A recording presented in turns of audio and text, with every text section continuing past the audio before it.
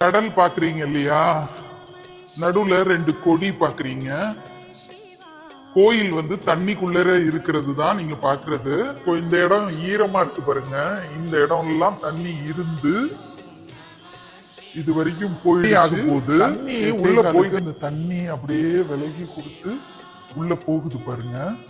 1 ஹவர்ல இவ்வளவு தூரம் உள்ள போயிடுச்சுங்க. இந்த பக்கமும் தண்ணி, இந்த பக்கமும் தண்ணி, நடுவுல பாதை. இது வழியா நம்ம அப்படியே போய் எவ்வளவு தூரம் நடந்து வந்திருக்கோம். பூஜாரி அந்த பக்கம் நிக்கிறாரு. திட்டு மாதிரி தெரியுது பாருங்க. மேல ஏறிட்டாரு பாருங்க அந்த பூசாரி. இந்த அளவுக்கு தண்ணி இருக்கு. நடக்க முடியாதவங்கள டோலியில கூட்டிட்டு போறாங்க.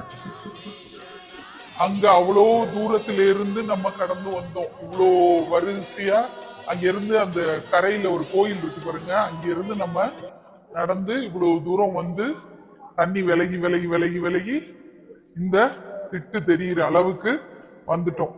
இந்த இடம் எங்க இருக்கு அப்படின்னா, குஜராத்ல பாவ்நகர் அப்படிங்கிற ஊர்ல இருந்து 26 கிலோமீட்டர் டிராவல் பண்ணி வந்தா இந்த கடற்கரைக்கு வந்துடலாம். இவ்வளவு பெரிய பரப்பளவு அப்படியே தண்ணிக்குள்ளர மூழ்கி இருக்கும். ஜஸ்ட் கொடி மட்டும் தான் தெரியும். அப்ப எவ்வளவு உயரத்துக்கு இந்த கொடிமரம் இருக்கிற இந்த இடம் அவ்வளவும் தண்ணிக்குள்ளர இருக்கும்.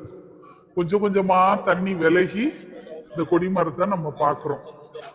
கிட்டத்தட்ட ஒரு 500 பேர் நிக்கலாம், மேலேயே கூட நிக்கலாம். அந்த அளவுக்கு கடலுக்கு நடுவுல இந்த அமைப்பு இருக்கு.